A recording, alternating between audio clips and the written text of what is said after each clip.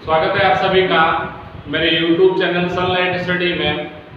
Previous lecture में हमने study किया था इलेक्ट्रिक पोटेंशियल एनर्जी, विद्युत स्थितिज ऊर्जा किसे कहते हैं, उसका फॉर्मूला क्या होता है, दो बिंदु आवेश के कारण क्या होगा और बहु आवेशों के कारण विद्युत स्थितिज ऊर्जा का फॉर्मूला क्या होगा, उसके बारे में हमने अध्ययन किया था।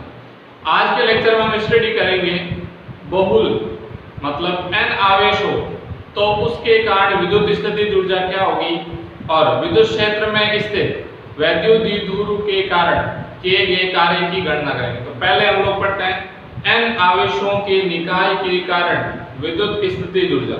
उसका सिंपल सा फॉर्मूला है, वो आपको लर्न रखना है। देखिए टॉपिक है अपना n आवेशों के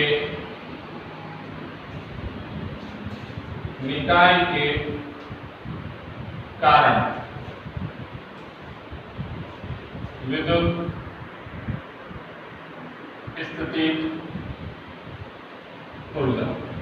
अब देखिए हम लोगों ने कल एक फॉर्मूला पढ़ा था, वो फॉर्मूला ये था U इक्वल के Q1 Q2 अपॉन R²। अब इसमें आवेश कितने हैं, n। यहाँ पर आवेश थे 2 और 3 आवेश थे तो इनके पैर बन जाते थे, पैर मतलब युग्म। अब यहाँ पर n आवेश है तो देखिए n आवेशों के लिए कैसा होगा formula, U equal 1/2 summation QI 1/4 pi epsilon not KI फिर R IJ। अब देखिए यहाँ IJ का क्या मतलब है, यहाँ पर I का मतलब है कि I स्टार्ट हो रहा है 1 से और I एंड हो रहा है कैपिटल N, जितने आवेश है वहां, और J है, J स्टार्ट हो रहा है 1 से और ये एंड हो रहा है N। इसका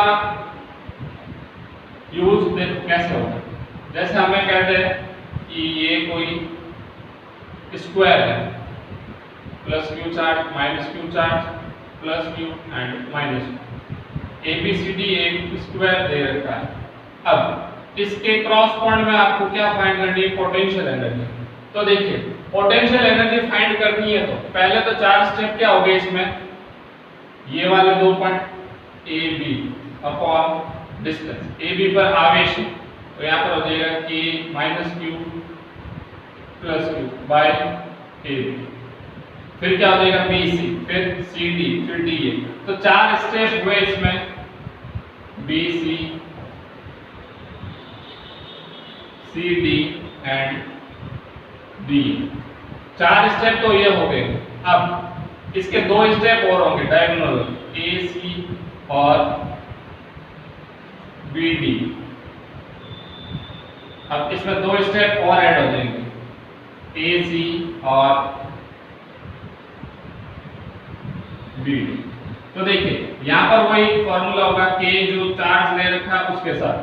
तो ये जो 1/2 यहाँ पर दे रखा है, इस 1/2 का क्या यूज है, ये 1/2 पैर युग्म को प्रदर्शित करता है कि इनके किस तरह के पैर बनेंगे। जैसे यहाँ पर क्या है, AB है, फिर BC बना, फिर CD, फिर DA और उसके बाद में कौन सा पैर बन रहा है, AC, फिर है BD। तो इसी तरह इसका आगे यूज होगा। ऐसा एक क्वेश्चन आएगा वो यूज करेंगे। आपको पहले इसका फाइनली ये फॉर्मूला यूज रखना है, याद रखना पड़ेगा कि n आवेश होंगे तो उसके संगत विद्युत स्थितिज ऊर्जा का फॉर्मूला क्या होगा, तो ये वाला फॉर्मूला होगा इसके क्रॉस पॉइंट में। अब देखिए इसके बाद टॉपिक पढ़ते हैं विद्युत क्षेत्र में स्थित वैद्युत द्विध्रुव के कारण या वैद्युत द्विध्रुव को घुमाने में किया गया कार्य। टॉपिक की हेडिंग क्या है, विद्युत क्षेत्र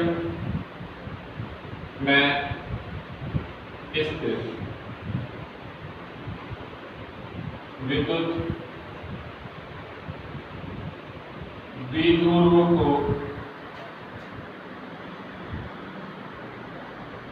घुमाने में किया गया कार्य, आपको कैलकुलेशन किसकी करनी है, W की। तो देखिए सबसे पहले आपको क्या बनाना है, विद्युत क्षेत्र, क्योंकि ये कहां पर स्थित है, विद्युत क्षेत्र। तो इसके लिए मैं पहले ड्रॉ कर देता हूं विद्युत क्षेत्र।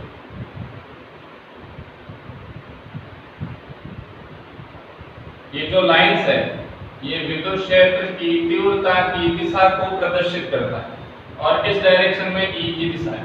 अब आपको यहाँ पर क्या सिचुएट करना है, विद्युत क्षेत्र में स्थित करना है वैद्युत द्विध्रुव। तो देखिए माइनस प्लस, ये AB वैद्युत द्विध्रुव है इसका, फिर इसका सेकंड। देखिए मैंने यहाँ पर दो वैद्युत द्विध्रुव क्यों बनाया, इसका क्या रीजन है, ये जो वैद्युत द्विध्रुव है ये वैद्युत द्विध्रुव की प्रारंभिक अवस्था है जो विद्युत क्षेत्र के साथ कितना कोण बना रही है, θ1, और ये जो स्थिति है ये है A' B', ये इसकी द्वितीय स्थिति है और ये इसके साथ एंगल मेक कर रहा है थीटा। तो देखिए AB यहाँ पर क्या है, AB है वो है इसकी प्रारंभिक स्थिति और प्रारंभिक स्थिति के संगत कोण का मान है θ1।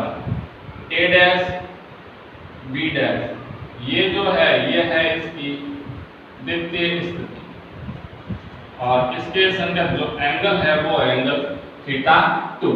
अब यहाँ पर ये पहले प्रारंभ में ऐसे था A B कंडीशन, फिर ये यहाँ से डिस्प्लेस होकर यहाँ पर चला गया। तो डिस्प्लेस हुआ मतलब कुछ ना कुछ विस्थापन हुआ। तो देखिए यहाँ के इसके संगत जो डिस्प्लेसमेंट विस्थापन है वो कितना, वो है dθ। तो देखिए यहाँ पर dθ क्या कहलाएगा, अल्प कोणीय विस्थापन। dθ को हम लोग अल्प कोणीय विस्थापन के नाम से जानेंगे।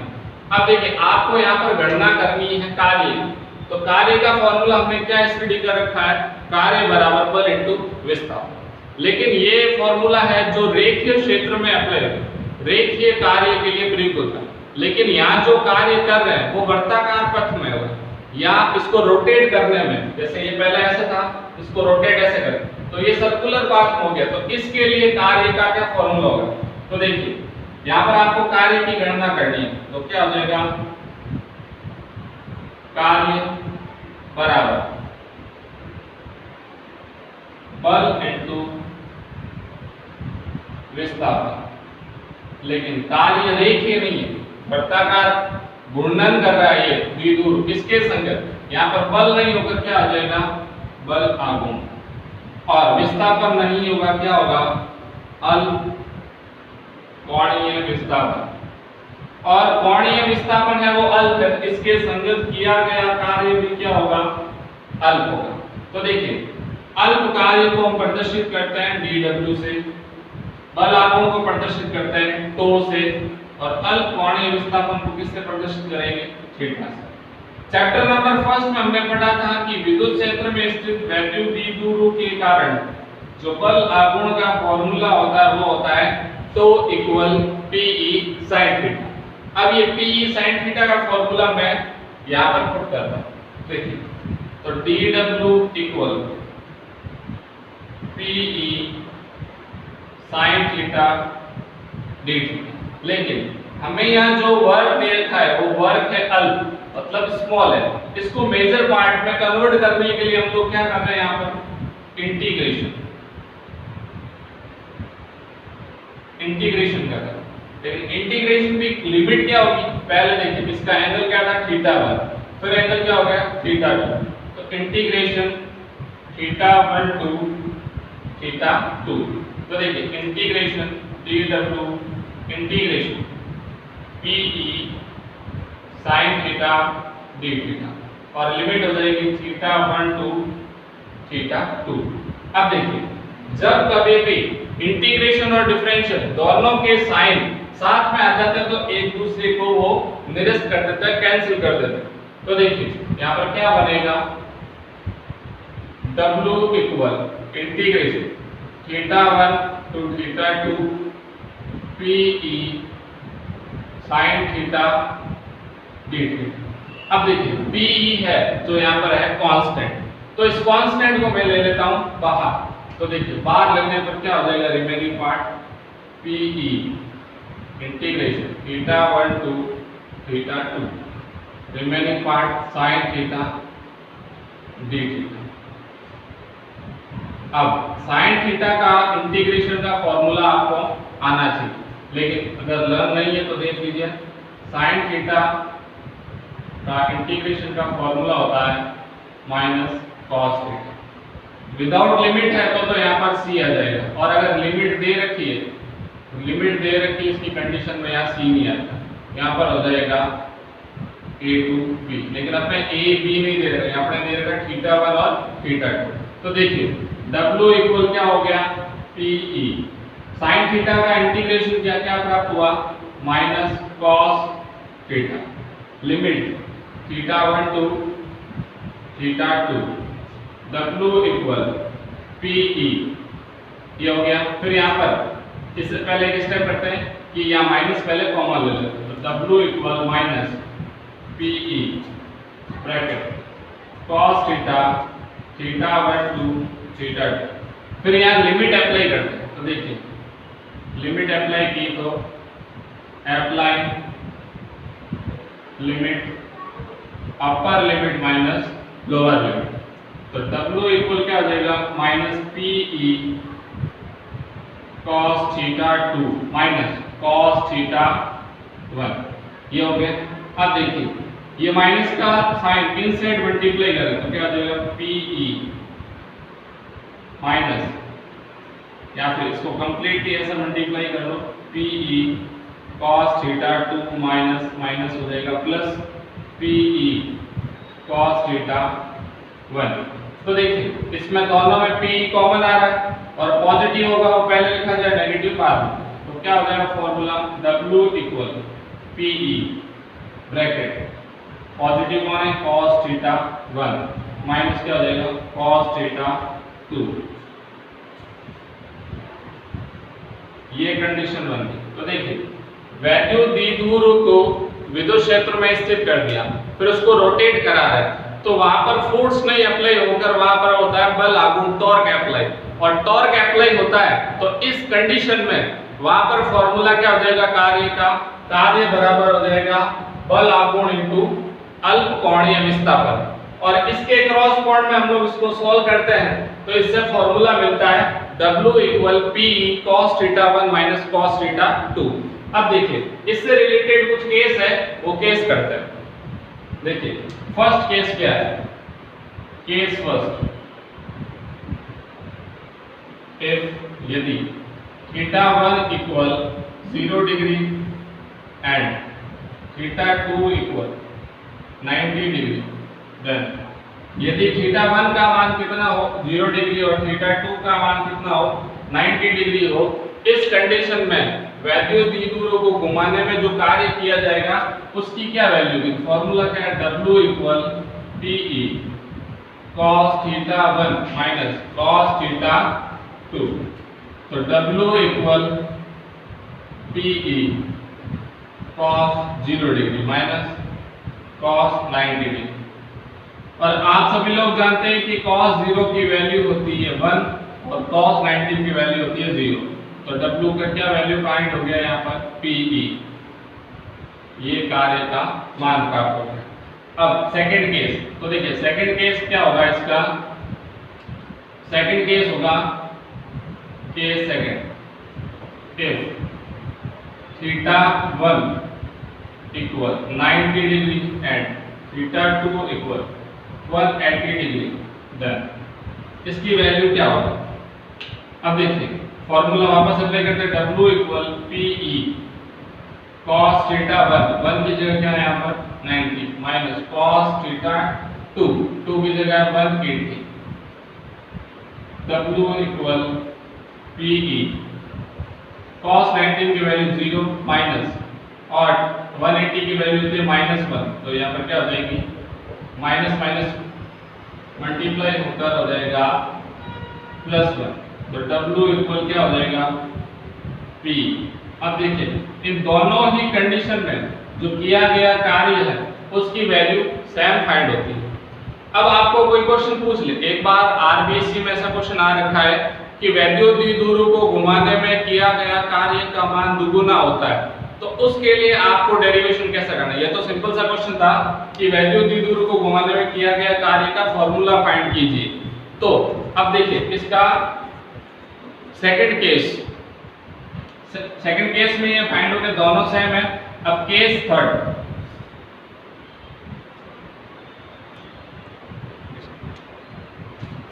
क्या होगा,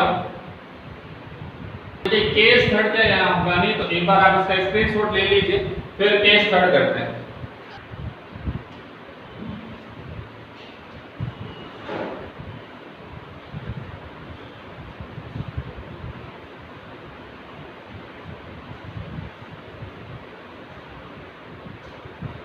देखिए केस थर्ड क्या है, ये एक बार आया हुआ है तो एक बार इंपॉर्टेंट इसको सही तरीके से समझ लीजिए। क्या है केस थर्ड? केस थर्ड ये कहता है कि जब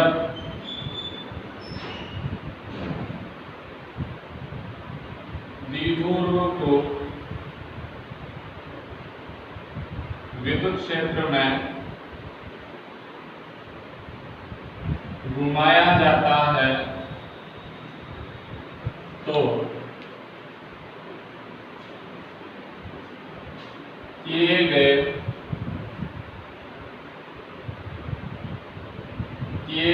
कार्य का मान दुगुना होता है।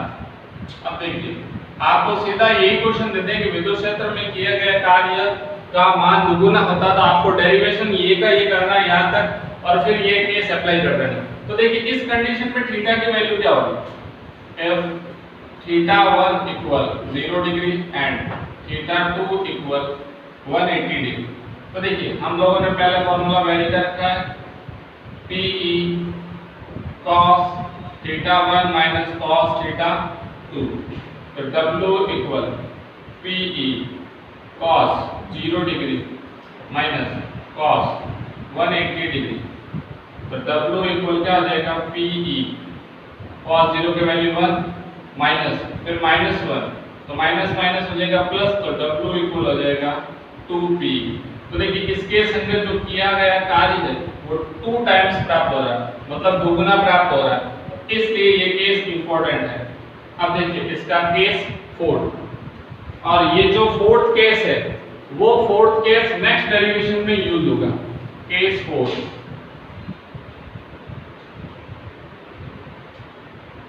जब द्विध्रुव को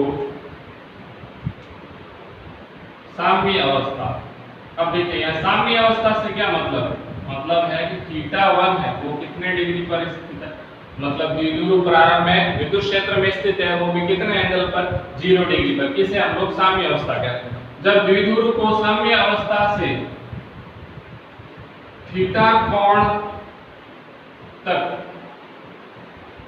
घुमाया जाता है तो देखिए पहला तो आपको कोण क्या प्राप्त हो गया, थीटा 1, थीटा 1 इक्वल 0 और थीटा 2 इक्वल क्या हो जाएगा, थीटा 2। तो देखिए if really theta 1 equal 0 degree and theta 2 equal theta, तो देन इसके क्रॉस कोण में W क्या होगा, PE cos theta 1 minus cos theta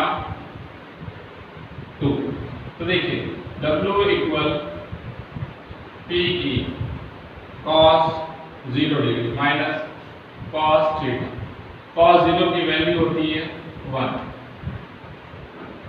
1 minus cos। ये जो फोर्थ केस है, ये फोर्थ केस नेक्स्ट डेरिवेशन में यूज होगा और इंपॉर्टेंट भी है, न्यूमेरिकल